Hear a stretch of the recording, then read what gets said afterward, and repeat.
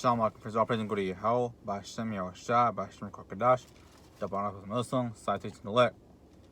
Now I want to break down the scripture. I'm gonna just read it straight up, bro. This is Genesis 3 and verse 8, and it reads, "And they heard a voice of the Most High Power walking through the garden in a cool day. Look it. And Adam and his wife hid themselves from the presence of the Most High Power amongst the trees of the garden." Now, if you read it for that verbatim, right? By that definition, what people believe is that Mosai was walking in the Garden of Eden one day, and they saw that, Adam and Eve saw that, and they hid themselves among trees, among big trees. Truly, that's not what happened. They had not hid themselves in trees. Now, what happened actually? They hid themselves among the other people. Because you gotta remember, there's people already created, bro. People already existed already. I'm right here. It's Genesis 21 verse 26, and it reads, and the power said, "Let us make man in our image, after our likeness, and let them have dominion over the fish of the sea, and over the fowl of the air, over the cattle, and over all the earth, and over every creepy thing that creepeth upon the earth."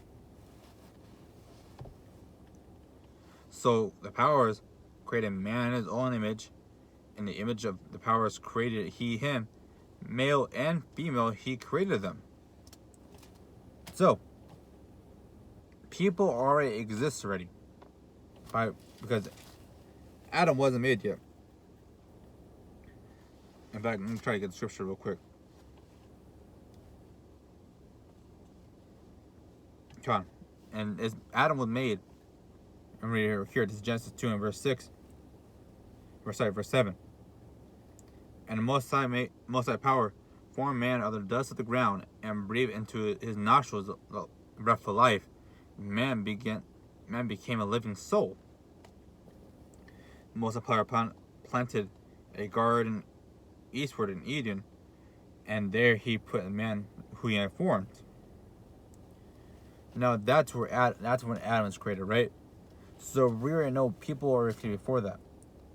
Now see, these people just magically just disappear, go into thin air. Adam and Eve hid themselves among these people that was mentioned before. Because it's not that people in the scriptures, bro. Matter of fact, I'm here, Psalm 1:3. People are compared as trees, and he should be like a tree planted by the rivers of water, that bringeth forth his fruit in the season. His leaf also shall not wither, and whatsoever he doeth shall prosper. But the ungodly are not so, but are like the chaff which the wind driveth away. So people are compared as trees, but I feel like, well, that's kind of far-fetched. It really isn't. It really isn't that far-fetched that people are compared as trees, man.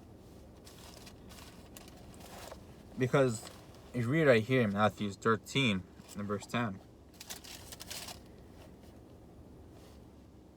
and it reads, "And the disciples came and said unto him, Why speakest thou unto them in parables? He answered and said unto them, Because it is given to you to know the mysteries of the kingdom of heaven, but to them is not given."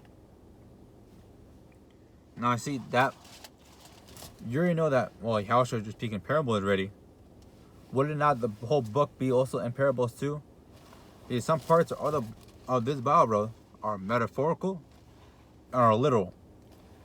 Now the trees in Garden of Eden are not literal. They're metaphorical.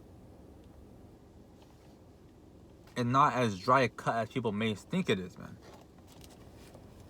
In fact, went to another topic in Genesis, bro. Let me get it real quick. Is the word new? Because one moment, I'll keep going.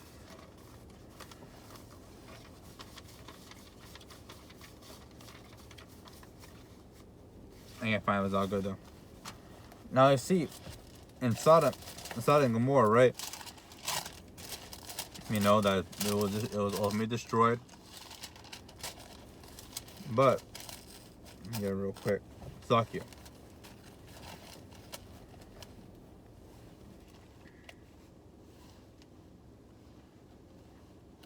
Right here, and Genesis 19 verse 18 it reads, "Behold, now I have 2 daughters which have not known man. Let me, I pray you, bring them out unto you." I'm